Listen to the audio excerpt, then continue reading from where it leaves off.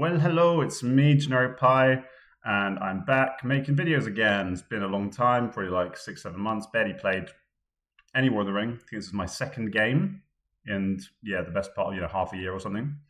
And it inspired me to make another video. I've been watching a lot of Ira's great World Champ videos, and maybe wanted to get back into War of the Ring a bit and make some more videos. So, this is basically an excuse for me to just make some stuff.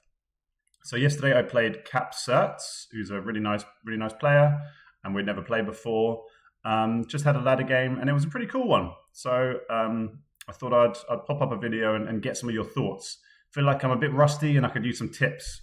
So yeah, here we go. So I was playing as the free people. kapcerz was playing as the shadow, and kapcerz has quite a nice, basically approach to tokens and whatnot. They've crunched the numbers. They have done some data analysis, and apparently 2 tokens and 1 dwarven ring is the closest you can get to 50-50, which kind of like rings true in my experience. If you don't play with any tokens or even 1 token, it still feels like the shadow is definitely favored.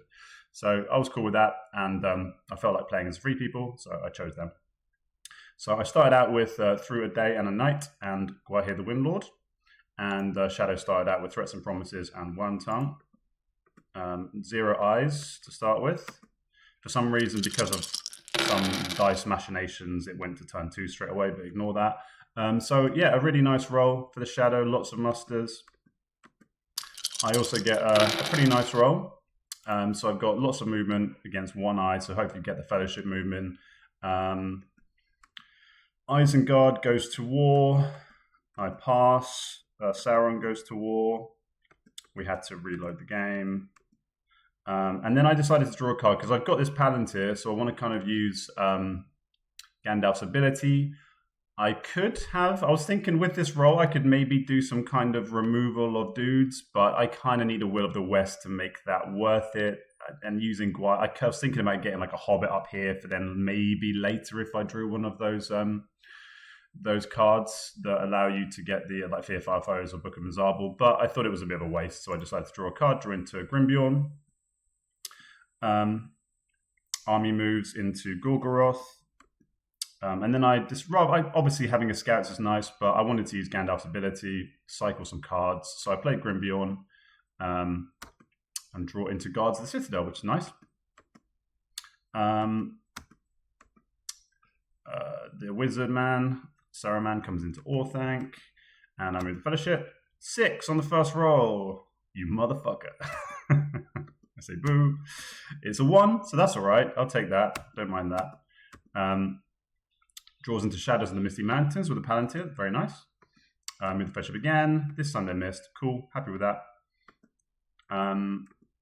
Armies start moving towards Lorien and building up in Minas Morgul. Move a 3rd time, and I missed. So, okay, I cannot complain there. I've been hit once.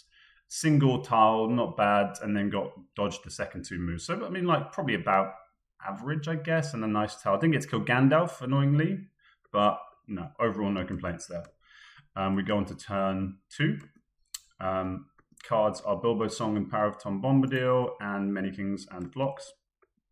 1 eye allocated, no eyes rolled again, so we're getting, potentially good and bad for the shadow, I suppose, depending on what happens. But a nice roll again. Look, probably a few too many characters, but not bad at all.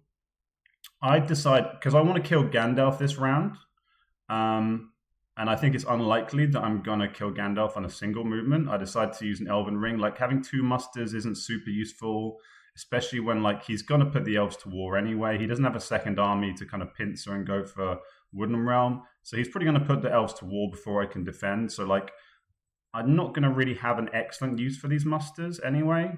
Like, I don't really know where he's going to go with his other armies. And I'm not going to have a... So I thought, try and just get another movement. And I do, which is great.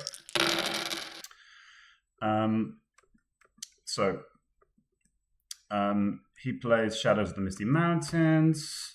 I pass. Armies join up just outside Lorien, which is, as I was expecting. Pass. Lorien's put under siege. Move the Fellowship. Hit again on a single eye on a 6. 0 reveal. But having said that, you know, like I wanted to get hit so I can kill Gandhi, so I'm not like too annoyed. 0 reveal is kind of good and bad. It doesn't hurt me, but it means I get revealed. But it does mean I could get a useful second tile. I'm hoping for a 3. 3, 3, 3, 3, 3, 3, 3, 3, 3, 3, 3, 3. Yeah, I got a 3. Yes. So Gandalf dies. So it's all going pretty well, you know. I'm pretty more tiles removed than I would like, but very little damage to the first ship. Gandalf's dead for a 3. Hunky dory. Lorien is attacked. He plays a Shadow Strategy card. I've got almost a full hand, so I decide to... What's the best card to play here? Probably Confusion, but I kind of have some... Basically, a big part of what's made me want to get back into War of the Ring is just to like not worry about my ELO and just do more mad shit and experiment with stuff and have fun. Because ultimately, you play this game to have fun, and it's quite easy to get attached to your ranking. But like, we're all gonna die someday. No one cares that much about your ELO, and I need to kind of just get over that in my own head and like not give a shit. And to be honest, like if you experiment and do stuff, you're probably going to become a better player and have a higher ELO in the long run anyway. So that's my mentality now. If I'm going to play War of the Ring, I'm not just going to like be sweaty and just go for like boring victories. I'm going to try and do some interesting stuff. So I decided to not play. I want to keep Through a Day and the Night, and I decided to play Advantageous Position, which does nothing against Great Host. 1 hit for them, no hits for me, and they get the Great Host hit because they've got a big army. They press. No card, no card. 1 hit for them, 2 hits for me. So I'm probably starting to average out, get close to average hits back now.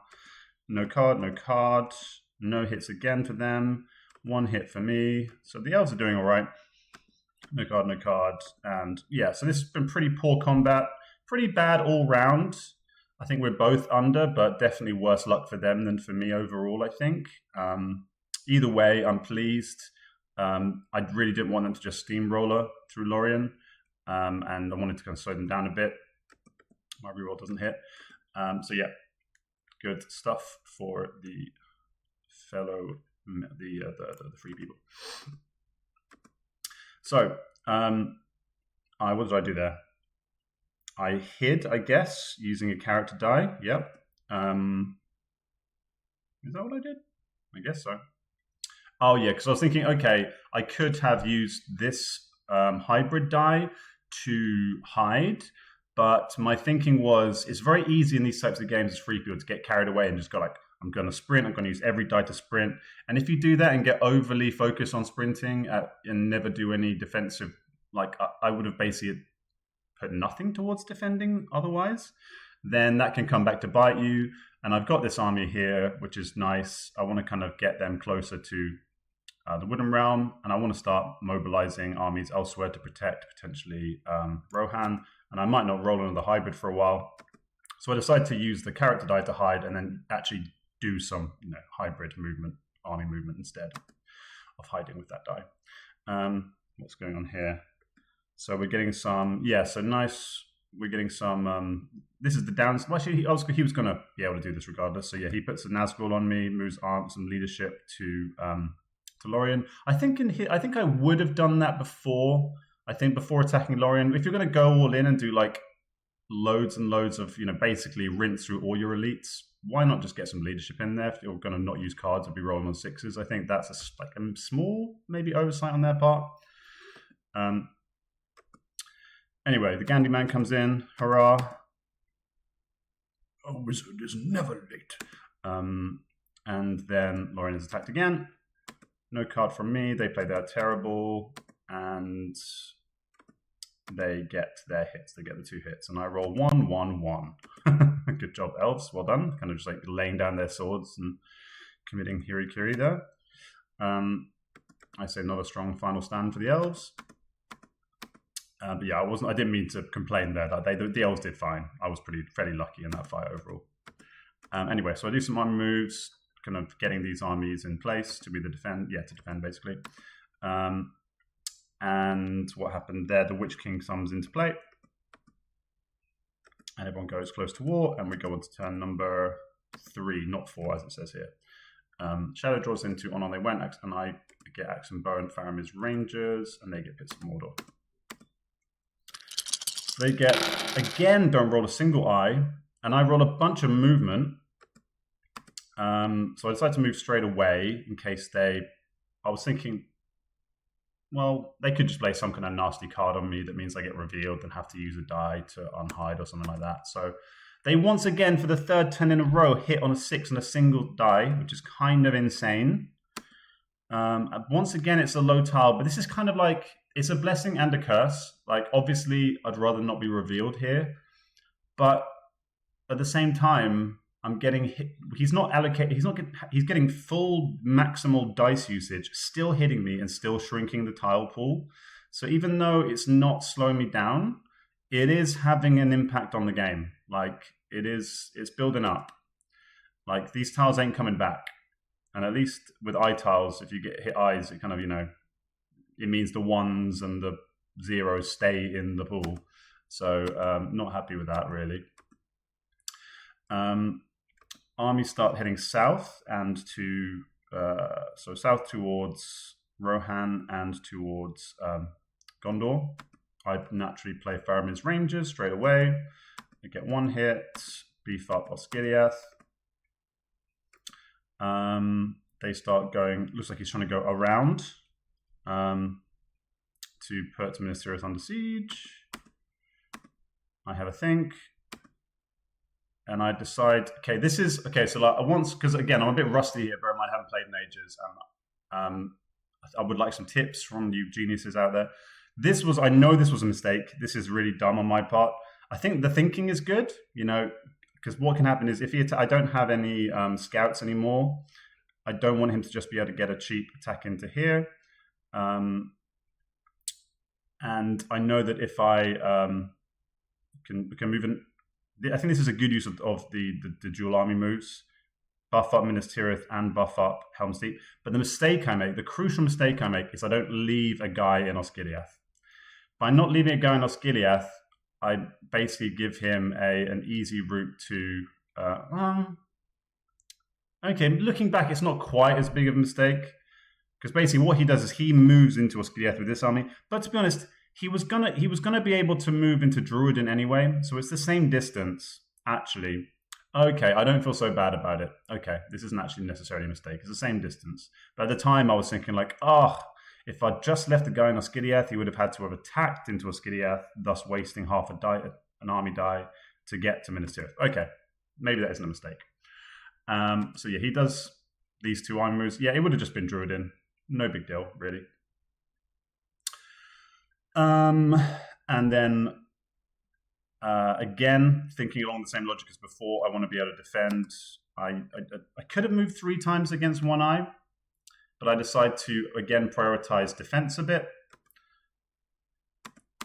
So I use 1 character die to move towards Avison, so that the Helm's Deep is like a properly buffed stronghold, like a nasty place to attack.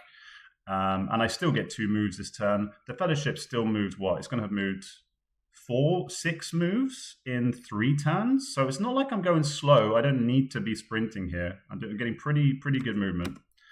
And this means I'm more likely to survive. Although it does mean they get a very easy takeover of Rohan. Right. So Rohan is in trouble. Helm's Deep is then attacked. I do consider doing a field battle there, because if I fight them, I probably would go for like confusion, and then if it goes well, they're gonna not want to keep pressing, and that means I can start mustering in Helm's Deep and get more elites in there.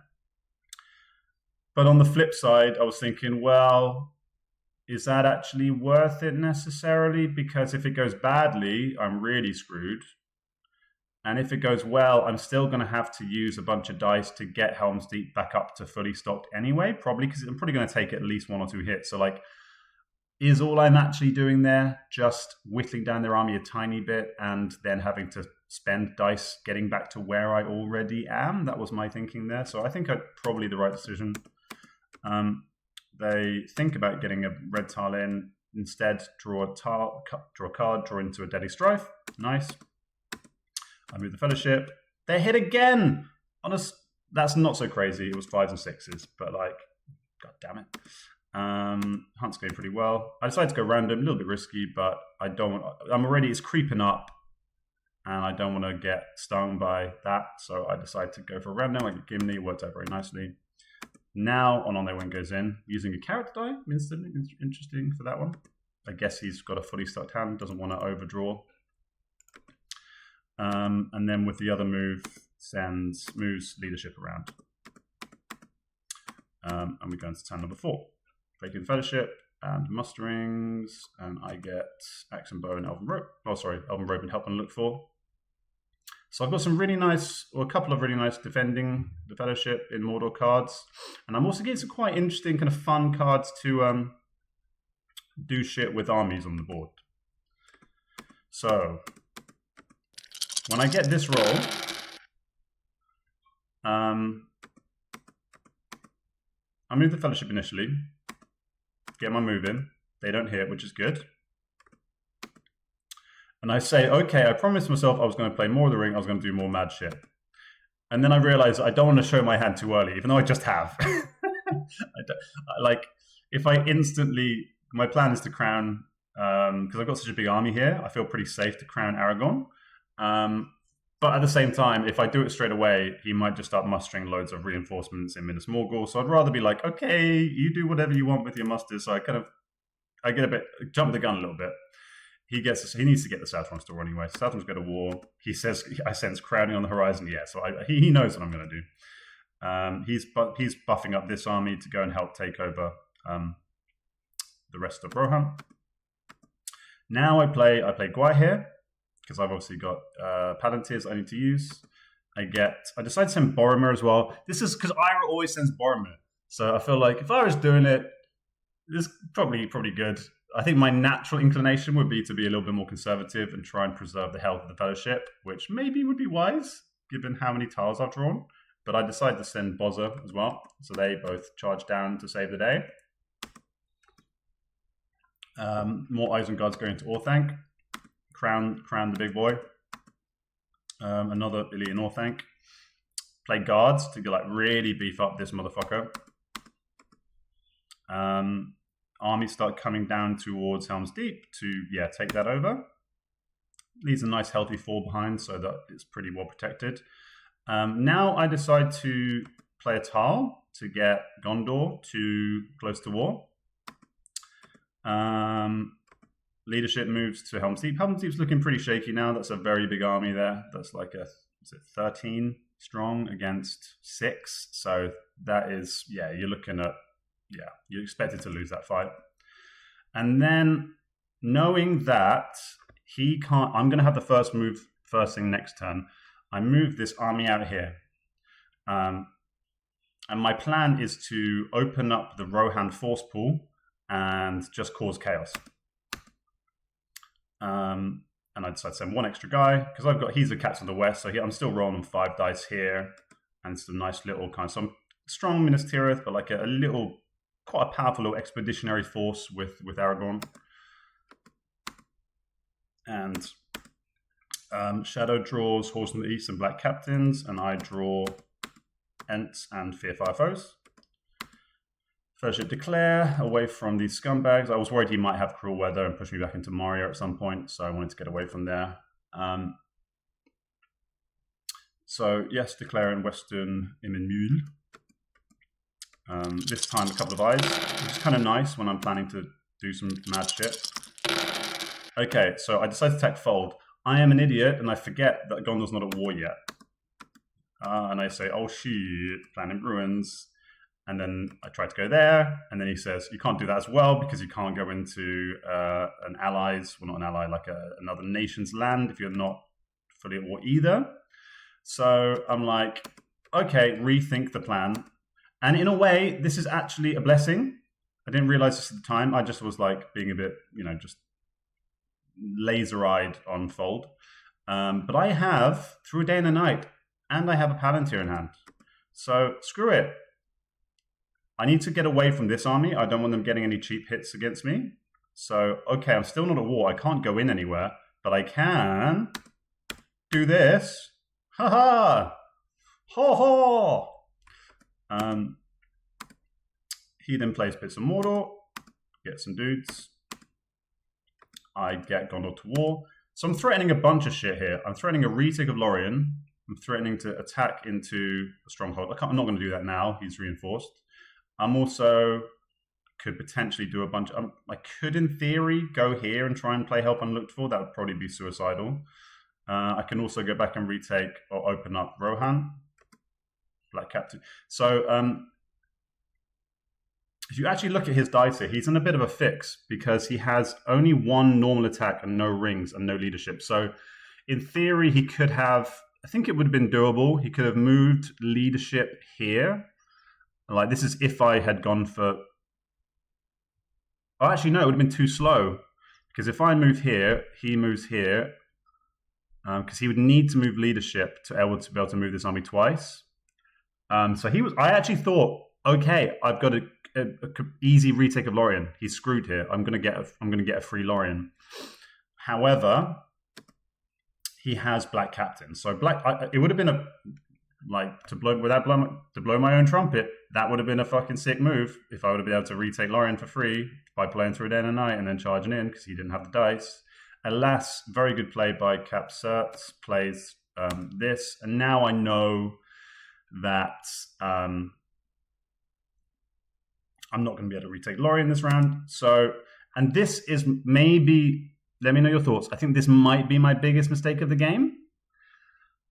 Because I've got a 5 HP army here with Big Boss Man. Do you just go for Lorien anyway? I think that given the small size of my army, there's a chance that like this just fails. You know, it's 5 HP against 2 HP. I've got to go take down a stronghold.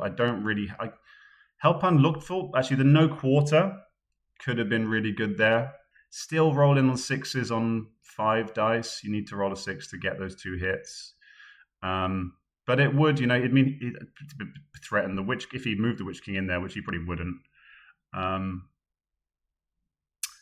But if you do that, you've slowed down their military so much that it's probably worth it. Like, you're already wasting the time, and he's just wasted a really strong card, so it's good stuff regardless.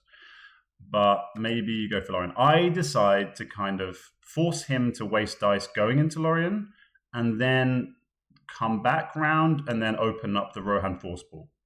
I think this is not a bad move. I'm kind of getting two bites at the different cherries. That's not the expression. So let me know your thoughts. Was I dumb for not going? Maybe I should just send a bigger army. Maybe I should have just gone for Lorien and, just try to bludgeon it down. They've only got 2 defense. All you need is 1 good dice roll, and then you save Lorien, screwed up their whole military, can give Bias of Fellowship so much time. So like the upside there is potentially humongous. The upside here is quite big, but you'll see what happens. So yeah, he decides now that he sees I've only got a single guy.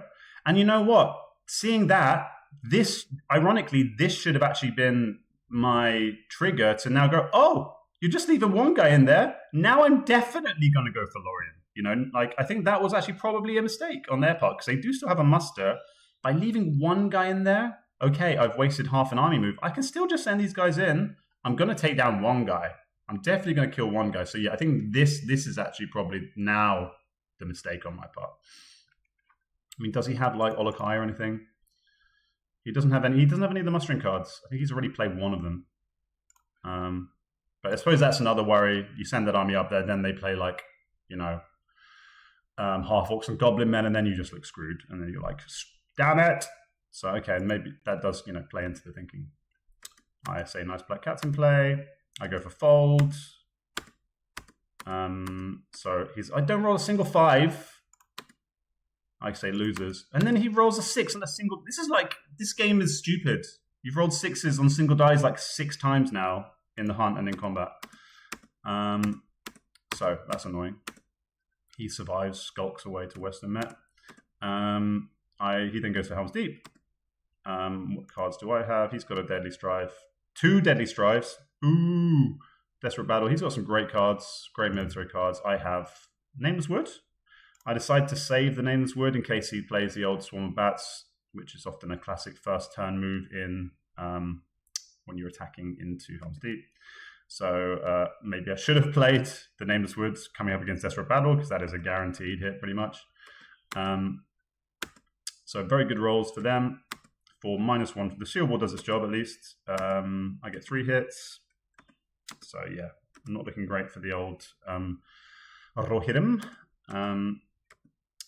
I now decide to play my Nameless Wood. I could have saved it for this army, but they play Deadly Strive into Nameless Wood. So I'm dead, but I do take 5 with me. So this army has significantly shrunk. It's not really going to be able to do much, but it is big enough to hold Helm's Deep.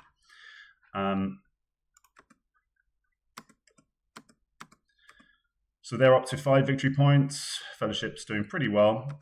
I moved the Fellowship, and I'm not hit. So yeah, so they don't seem to hit. When they have multiple dice, they don't hit. They only hit on single roll 6s. So I mean, that's okay. That's pretty lucky at least. And now, because they're worried about Rohan, they have to start mustering all that. So this is another benefit of this move. It's forcing them to waste time and do a lot of extra mustering here. So I am still wasting time. And now I start. I'm worried about them at some point coming and getting Dol Amroth, so I'm trying to split my musters between Dol Amroth and Fold. They put Minas Tirith under siege. And we go on to turn number 6. I draw into there as another way. So I'm getting some really great cards for the Fellowship. Got Bilbo Song, and There Is Another Way. This wasn't Eriador. They get Morgul Wound and Half Orcs and Goblin. So to be fair, the cards for the Shadow have been pretty great as well. Some really good cards for them. I say I'm not sure this strategy is more effective, but it's way more fun. Yep, amen. I agree with that. It's always fun rolling the 6 dice to the free people. So now I get a mixture of character dice and musters. And my plan here, I move the Fellowship first in case they play some naughty stuff on me. They don't hit me this time. Good stuff. They're still mustering in Orthanc, so wasting their time. I start mustering in a Fold. More mustering in Orthanc. More mustering in Fold. More mustering in Orthanc. Maybe again this is a mistake. I'm like, haha, I have Help and Look For. I'm going to go and mess up this army over here. Maybe I should have just, like, before doing this, maybe you just, like, retake Edoras to, you know, take back some points, open up another mustering spot, waste their time. I think that probably would have been wise. But I'm like, I want to strike while the iron is hot and try and mess up this army a bit. It's always, when you have Help and Look For, it's always so tempted to play it when you actually, because it's quite a rare card to be able to use. They play Half Orcs, so now MT's looking stronger. I pass. Yeah, because I was thinking about playing Half Orcs, Help and Look For then. But then I realized that what would happen is he would be able to retreat here. Then he had 3 attacks, and he would actually be able to put Dol Amroth under siege. And I need this die to actually play Help and Look For, so I would have no musters left. So I'm like, you know what? Am I actually, like, screwing myself over here? Am I, like, completely shooting myself in the foot by even doing this? Because all I'm doing is moving a big army to a weaker stronghold. Okay, I'm defending Minas Tirith, but Minas Tirith isn't that easy anyway. It's pretty strong, and now I'm kind of directing this army away to Dol Amroth. Although having said that, they've got all these guys that aren't doing anything, and they're going to come into play at some point. You'd probably earmark these guys for Dol Amroth. So, like, I'm again wasting time because he's put quite a lot of effort into, like, Minas Tirith, you know, doing stuff around Minas Tirith. So now I play my Help and Look For. He counters it with Dread and Despair, which is really nice play, actually, because that means I can't actually hurt his army. So he forfeits 3. Naturally, I don't get any hits because, like, why would the free people get hits? He doesn't get hits either. And then he sneaks away to Osgiliath. I liberate. And again, it's like looking back, it's like, okay, sure, well done. Like one of the things I mentioned in my How to Suck Less as a Free People guide, or one of the guides, it's just like, just because you have a strong card doesn't mean you have to play it. Like objectively, Minas Tirith was already pretty beefy. I had Bozza defending it. I had 6 HP, pretty decent. This army is in a strong central location that's going to can either have a big fight against these guys. Could have just gone and retaken Lorien, man. Could have just gone all those dice. Could have just gone back and retaken Lorien with a bigger army, and still left a guy in here. Instead, I go down here and I couldn't help myself. I just couldn't help myself. He goes to Pelegir, so now he's kind of doing what I was worried he was going to do. He goes to Pelegir, but luckily now he's only got 2 dice to do it, or 1 dice to do it. But he's kind of still doing what I was worried he was going to do. He's still going to get basically to Dol Amroth. I'm going to be able to muster it once, but it's still not going to be like super strong. I moved the Fellowship to try and get into Mordor. The way he's been playing, he would have played Cruel Weather by now, so I knew he didn't have Cruel Weather, so I wasn't in a rush. And he doesn't. He hits, but it's a 0 reveal, and then it's a 1. So not a single eye drawn. So we've had like 6 or 7 tiles, and not a single one's an eye. So like very little damage to the Fellowship, but the pool bloody tiny, and he's going to have a red tile in there, and there's 2 3s still in there. So not a nice pool for Mordor. I draw random because why not? And I get Merry, and he pops out onto South Pavilion. And then, yeah, he naturally moves towards Dol Amroth. But all in all, going into Mordor within 6 turns, having crowned Aragorn and done a load of shenanigans, I think I'm just annoyed at myself. Because if I'd played this game like 20% better, I think it would have been an A+ kind of game from me. As it is, it's more like a B, because I didn't take that Lorien opportunity. Olokai is drawn as his Nazgul Search just when you don't want it. But he's in a nice position here, because normally what you do going into Mordor is you hide the Fellowship straight away. I need to muster Dol Amroth straight away, which means he can play Morgul Wound. Normally he wouldn't be able to play Morgul Wound, and odds are I'd probably take another hit before I'm revealed, so he probably wouldn't. This is the only situation where he's going to get maximum value from Morgul Wound, so that's a little bit lucky. But, it's kind of good play as well. Bunch of musters, don't mind that. And I get a pretty nice roll. So yeah, I muster. He plays Morgul Wound, which is correct. Good play by him. It does mean I can muster again and get another guy into fold. He goes to Dol Amroth, but still in siege. So I've got 6 HP against 12 HP. So like a pretty even fight there. You'd expect that to be fairly close. But he does have a Deadly Strife. Fellowship hides using a character. Dol Amroth is attacked. And Deadly Strife against advantageous. So the first round goes well for me, but then he gets 4 hits on the reroll.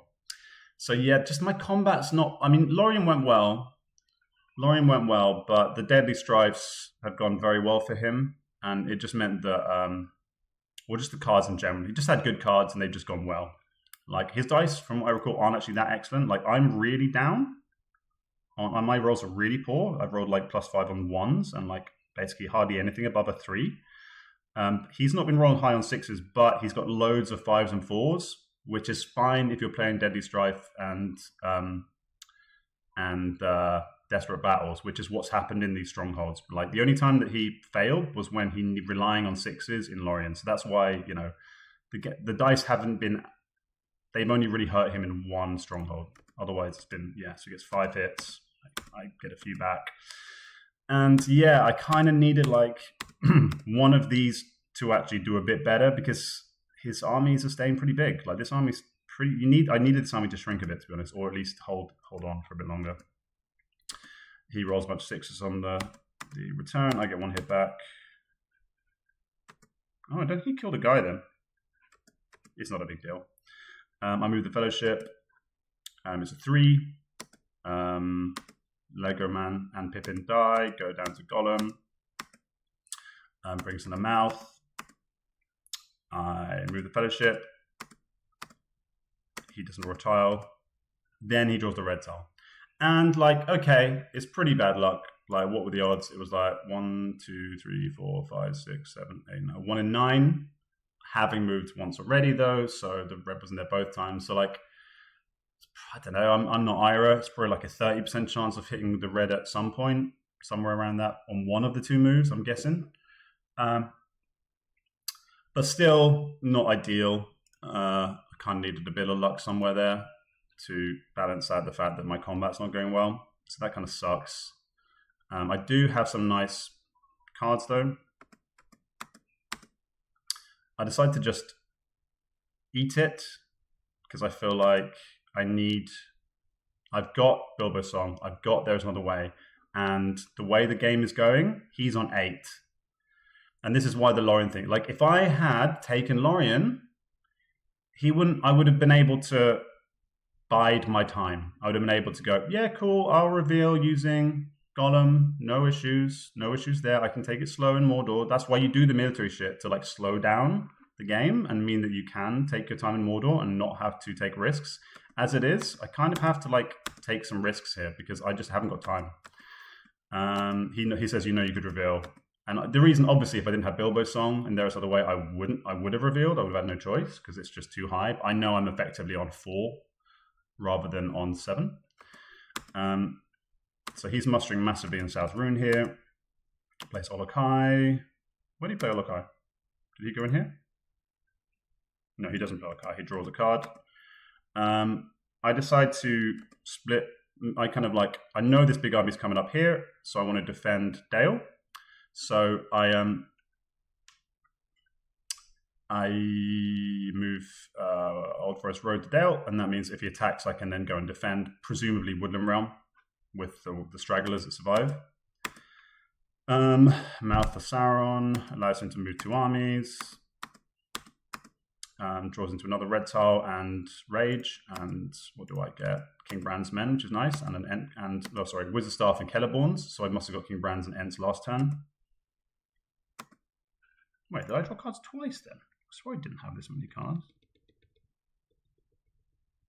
No, I must have just not looked at my cards when I was commentating last turn. Yeah, I guess so. So nice roll. Really, really dreading him having Day Without Dawn here. So yeah, gotta use stuff straight away. So first, before I move now, I want to play some cards. So I decide to play Ents to try and kill Saruman, to lose him a die and make this army less effective. 666, baby. There they are. Number of the Beast. Probably would have preferred those somewhere else, to be honest, but screw you, Saruman. Go fall on your big spike. So he dies. Haha. Then I play There's Another Way because it means I won't put a die in the box. So good to use that as the first move. I'm not going to die this round, so I'm up for that. And what tile do we get? Another 3. Another 3. So what have I had this turn? I've had I think it's been 3, 3, 3. 3 3s! 9 damage! Come on, man. This game is cruel. Where are the... I mean, okay, it's not great regardless, to be fair. These would have slowed me down. But 3 3s. Still, come on. And then I should have taken what I was in my head. I was just kind of overthinking it. It's like, oh, if I do this, then I can take damage. So I actually underdid it. I only took 2 damage, and then I decide I have to reveal now because I'm just taking too much pain. So I'm probably not gonna be able to dunk this round, which is unlikely regardless. But now, can I even survive this turn? Am I gonna die this turn? He says Oliphant Factory goes brr. I think if I have one lasting contribution to the War of the Ring community, it might be the invention of the phrase Oliphant Factory. Hide the Fellowship, Shadows Gather. So nice play by him. It means that he's now threatening dual mega armies coming to the Jew line. And it's also like, god damn it, I moved this army here. Now they should maybe be here instead. I can do a scaredy face because he's now 3 attacks away from putting Woodland Realm under siege. So because because I know that like I've got King Bran's in my hand, so I want to kind of block this army a bit. So I do that, I guess. Leave this one open to kind of bait him. And then he starts move. So this is where I probably should have just attacked. I only got 2 guys versus 1. At some point in this turn or the previous turn, or even the turn before that, I should have just attacked into Edoras to waste his time and make him have to take that back. I think that would have been a smart play. But I'm kind of in a bit of a bind here because on the one hand, I need to like play King Bran's and make sure that he can't just win the game and make sure this army is like maximally effective. So I don't really have any dice to give up now. So I probably had a die where I could have attacked Edoras previously, but now I'm kind of stuck. So I need to play King Bran's, I think, just so he can't take this for free. And yeah, just make it a little bit awkward. I mean, he has to combine these armies rather than just marching it in. I draw into Book of Mzabal. Then he gets the cheap Edoras take back, which is painful. I now get the north to war because I know that he's going to have to take Dale to get up to the big. But he has to be basically like, I need to be able to get this army into the right stronghold. If I'd left this army in here, in Dale, he could have just marched this whole army up and like straight into Woodland Realm. So I'm not sure if I played this right. Let me know your thoughts. My thinking was like, I need to kind of cover 2 bases at once somehow. Put this army off a little bit. There's no leadership there, which is kind of nice. There's only 2 leadership. Whereas this army's just as big. God, they're both so big. So I decided to get the elves to war because I know then he has to attack Dale. And that means that I can then move this army to defend Woodland Realm. Like maybe I could have just kept this army in Dale the whole time and then just let him attack and then moved it into Woodland Realm. But I suspect if I'd done that, he would have just marched this army up instead. So I think I have impacted his play because the fact that this army hasn't done anything is interesting. Like surely this army would have just come and gone for the easy Woodland Realm play.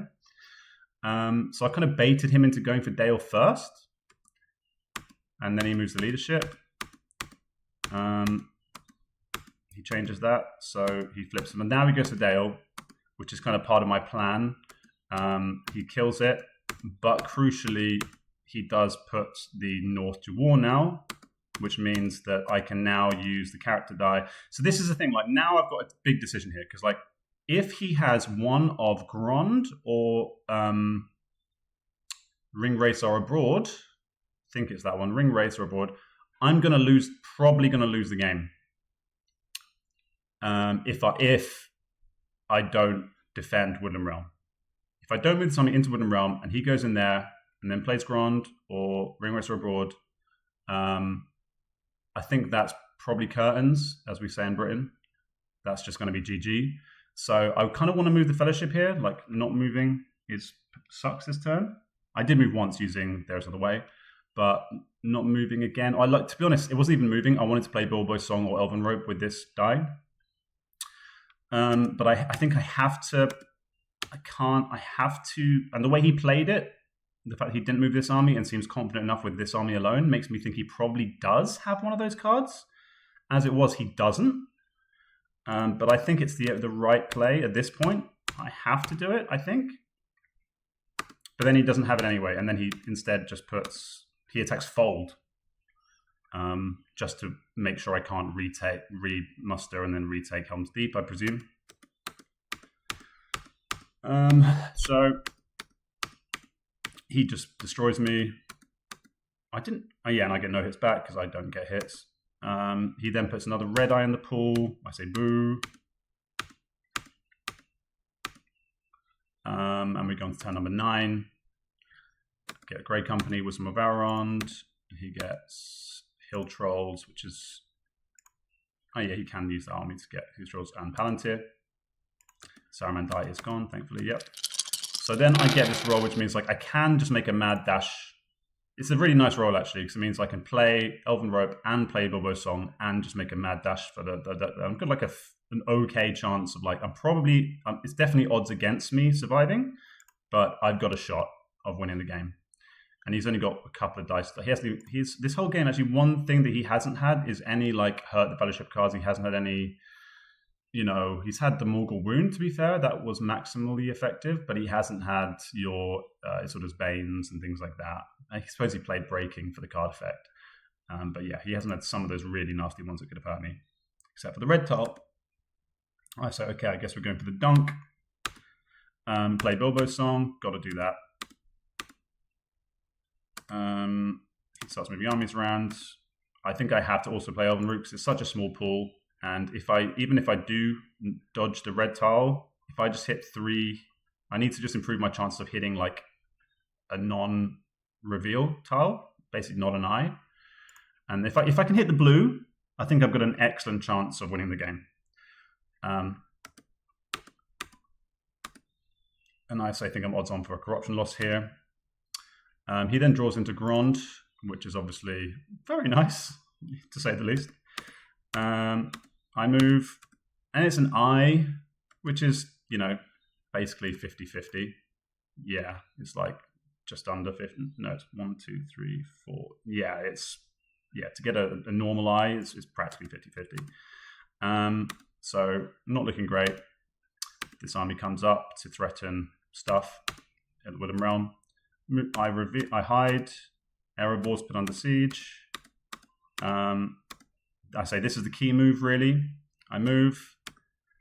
And it's another eye.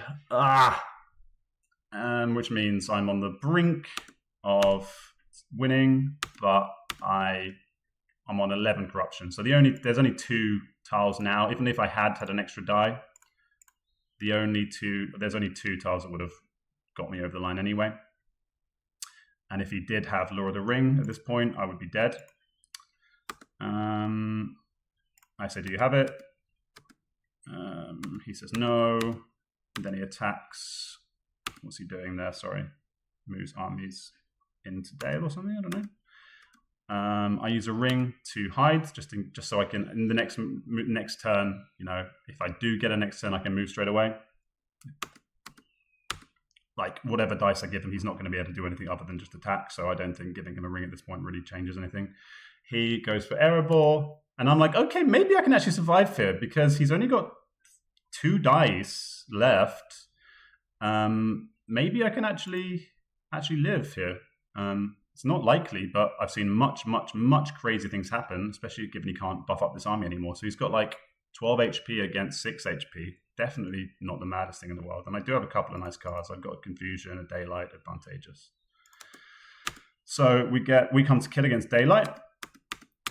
He gets no hits. So like, woo, maybe something's going to happen here. I get no hits back ever. I don't get hits in this game.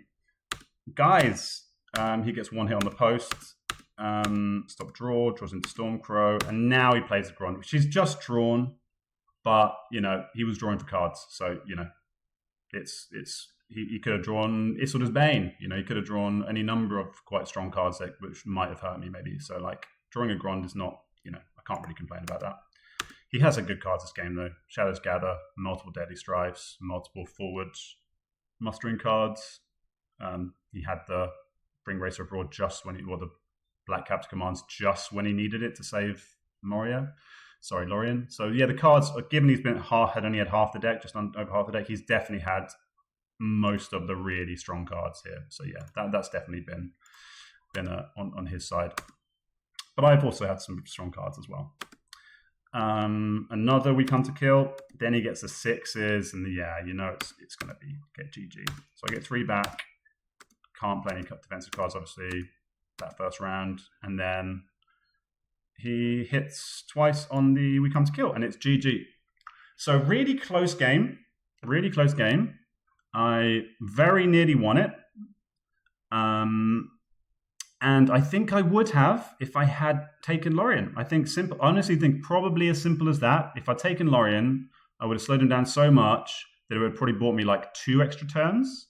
With those 2 extra turns, I then would have been able to slow it down on the track and not have to take silly risks and, try and pump my way over the line.